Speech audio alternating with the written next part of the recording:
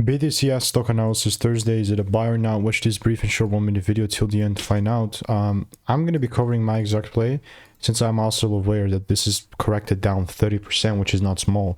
But overall, looking at this thing, I'm open-minded to taking it further up. Now, the thing about this is that the only thing that I care about is a double break confirmation. You can like notice here how I was waiting for this shift, which I never got. Therefore, I never acted on that impulse to buy.